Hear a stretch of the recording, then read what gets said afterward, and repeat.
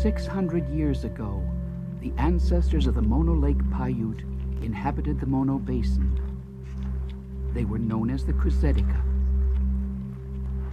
In this harsh environment of sand and rock, their survival depended on an intimate connection to a fragile web of life.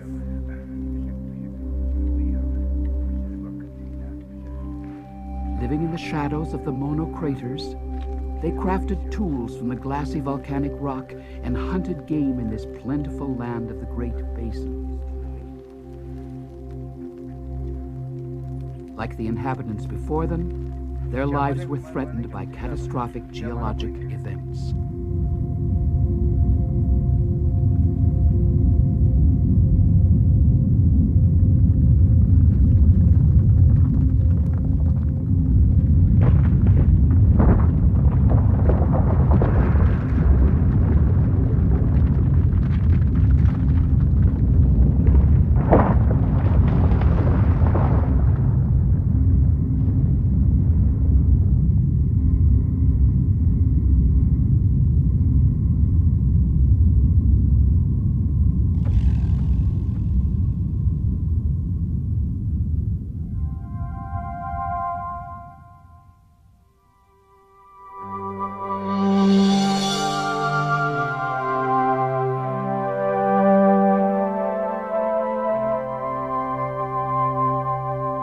Before the arrival of the first people, massive glaciers buried the Sierra Nevada mountains under deep rivers of ice.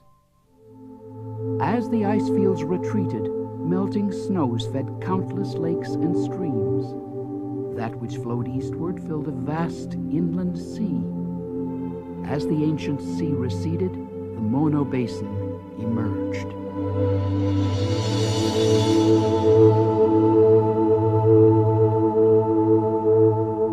Today, asleep on the basin's desert floor, lies an ancient saline lake, a remnant of this once great sea. The lake is known as Mono. Mark Twain called Mono Lake the Dead Sea of California. But this sleeping jewel is far from dead. Heated by the sun, this briny soup spawns simple life in abundance. The lake is alive with the transparent bodies of the brine shrimp, a graceful creature that has adapted to this salty world. With no outlet to flush away its salts and minerals, Mono's salt content is 3 times that of the Pacific Ocean. The saline water cannot support fish life, but provides a delicate breeding ground for the brine shrimp, which multiply into trillions. Bright ribbons of brine shrimp masses streak the surface of the lake during the warm months of summer.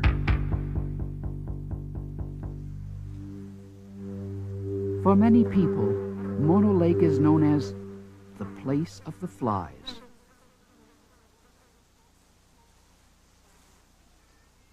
In spring, the harmless alkali flies blanket its western shores. They enter the lake on its oily surface film and lay their eggs on submerged rock. The eggs develop into fly larvae, which remain underwater until maturity. Both the flies and the shrimp feed on microscopic algae, the lowest level of the lake's simple food chain.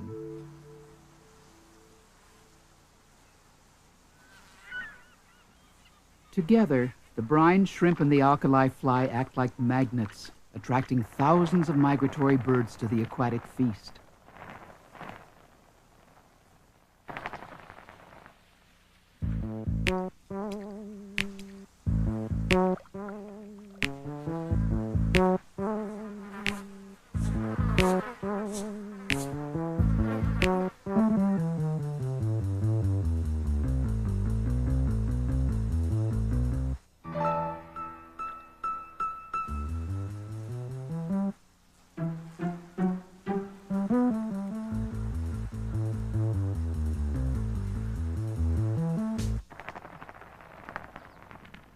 Among the most numerous of the avian visitors are the graceful shorebirds known as the Wilson's phalarope. They come from as far north as Canada and bivouac in Mono's quiet waters. Mono Lake is their major stopover in an incredible journey to Bolivia and Argentina. For many, the lake will be their only rest stop in a journey of 5,000 miles. From freshwater inlets, the piercing cry of gulls breaks the desert stillness.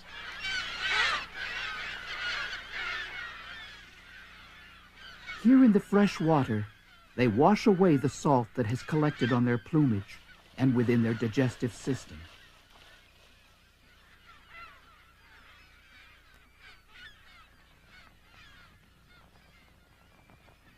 About 90% of this state's California gulls journey from the Pacific shores across the High Sierra to Mono Lake, their ancestral breeding ground.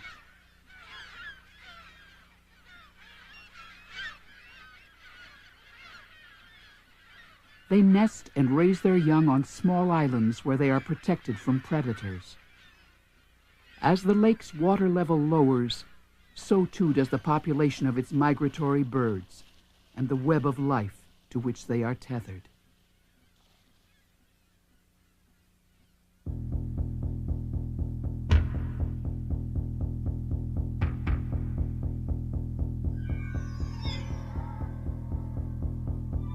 Of all the lake basin's unique features, its ghostly limestone monuments are the most interesting. Known as tufa towers, these haunting pinnacles are born underwater.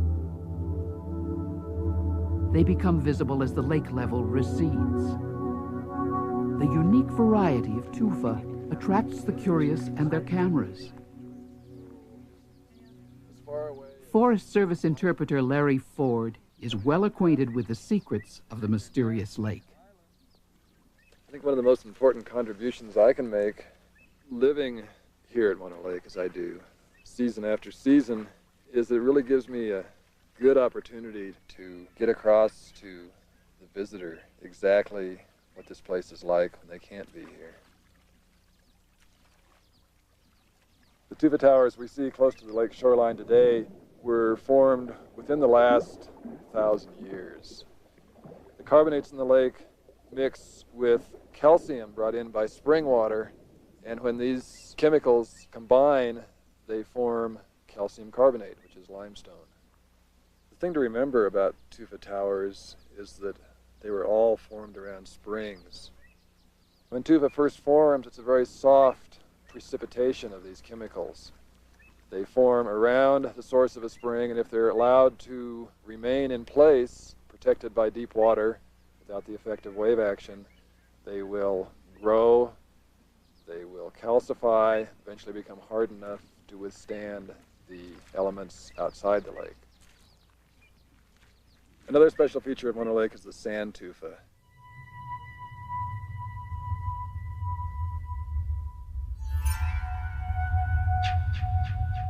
These are tufa structures that are formed chemically in the same way as the rock tufa you see around the shoreline, but sand tufa is formed beneath the sand, beneath the lake, in some very delicate, very fragile, very beautiful little formations.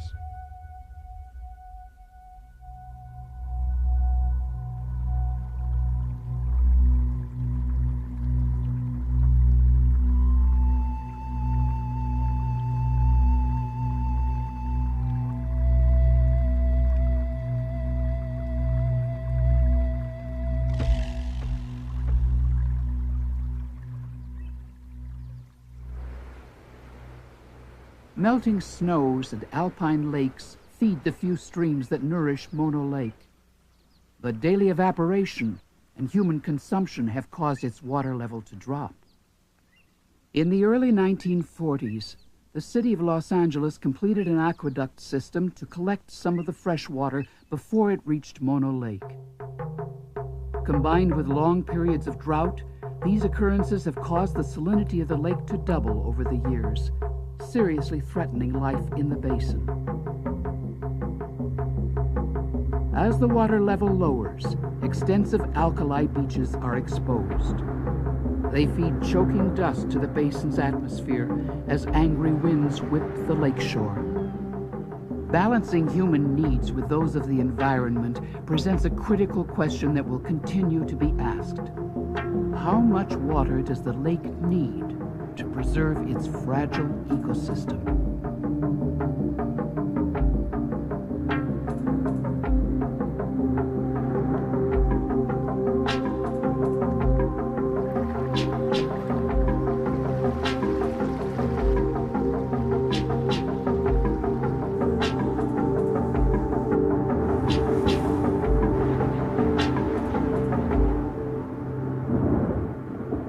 Huddled between the snowy Sierra and volcanic uplands, the basin changes moods frequently.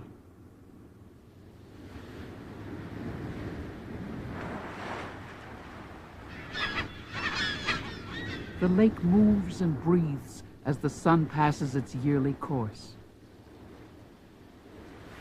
The unique alchemy of wind, water, sun, and salt produces a frothy foam which dances on the beaches. A rare occurrence few have observed.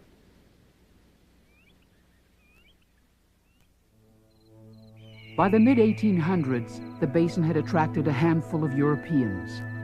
They were hardy pioneers, dreamers with ambitious visions. Few succeeded. Today, what remains are time-worn monuments to their occupancy. Some built a narrow-gauge railroad connecting the basin's forests with the gold mines of Bodie. Others cultivated the land, creating a breadbasket for those who worked the mines in this land of boom or bust. Wallace McPherson's family was among those who dreamed of making their fortune in this unforgiving place. I've been a dreamer all my life, but I haven't had a whole lot of success. My dad's dream was to start a goat ranch, combined with a hotel on the shore, a real destination resort.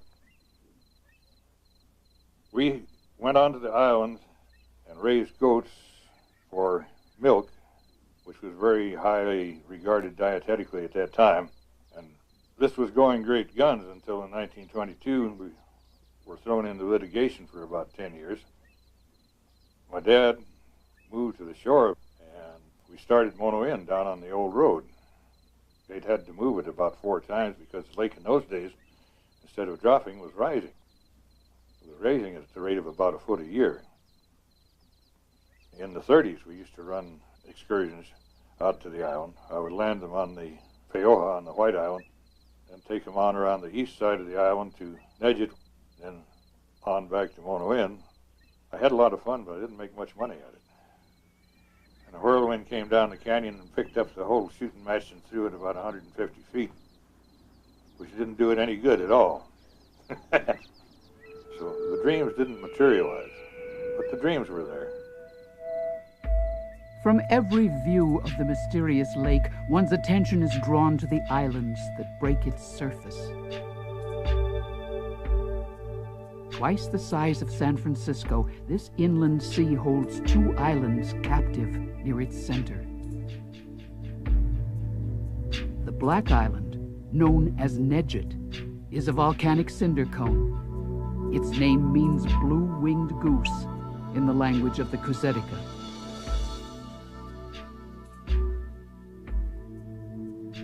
Paoha, the large light island, is the result of an upheaval of the lake bottom. Here, hot springs allow heated vapors to escape. The legends of the Kusetica Paiutes tell of spirits with long wavy hair dancing in the vapor wreaths boiling from the springs. They called the spirits Paoha in remembrance of the children of the mist who reveled there on moonlit nights. The Kusetica Paiutes made the basin home for several hundred years. Their survival in this harsh environment is a story of courage and tenacity. Jessie Durant, a Mono Lake Paiute, recalls her life at the lake. far back as I can remember, we've always lived in Mono Lake at Rush Creek. And my grandparents and my relatives, they have never known of living anywhere else. To me, thinking about it now, it was really a paradise because there was greenery all around, meadows and trees. And we children, when we were small, we were just turned loose. There was no restriction of any kind, and we were just all over the place. At that time, I think that there were about 200 Indians living around the lake. During the summer, we would make a little sagebrush little house, and that's the way we would get by during the summer. But during the winter is when we moved to the east side of the lake. Winters in the basins were really hard.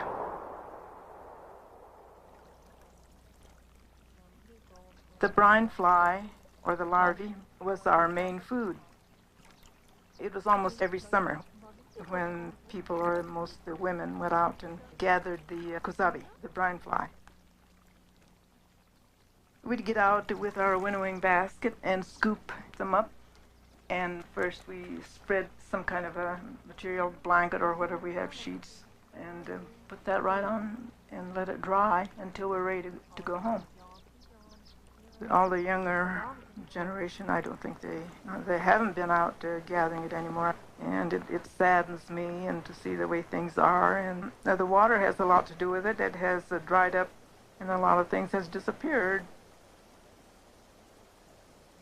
Out of all the families, there's just the three of us left. My uncle and my aunt, so that's all there are. And whenever I visit them, I like to carry on a conversation in Paiute all the time. Tami na'a mu asu tami marabui de ima marabui de maikuzapa.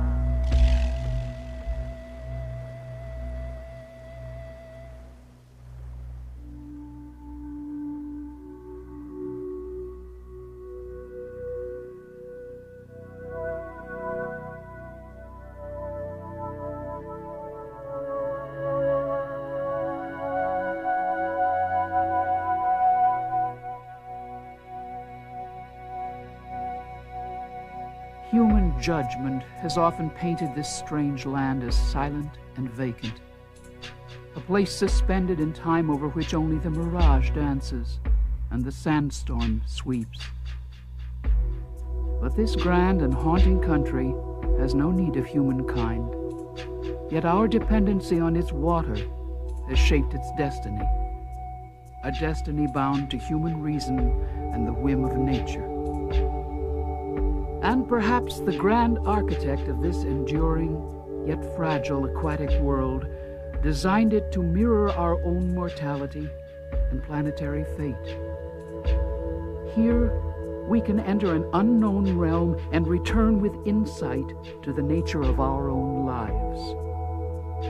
Here, where the seasons leave and return on dry winds, in a land born of ice and fire.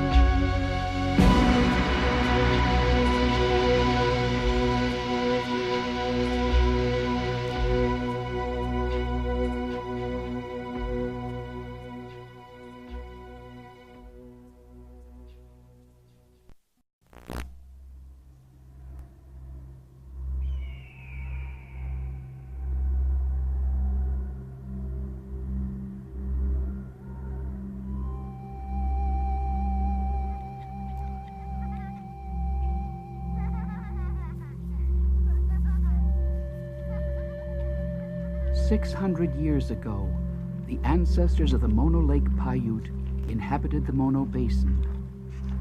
They were known as the Kusetika. In this harsh environment of sand and rock, their survival depended on an intimate connection to a fragile web of life.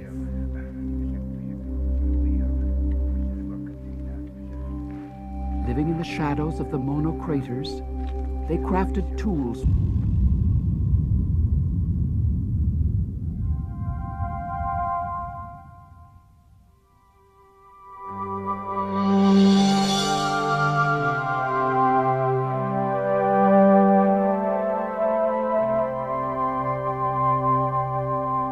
Before the arrival of the first people, massive glaciers buried the Sierra Nevada mountains in the glassy volcanic rock and hunted game in this plentiful land of the Great Basin. Like the inhabitants before them, their lives were threatened by catastrophic geologic events.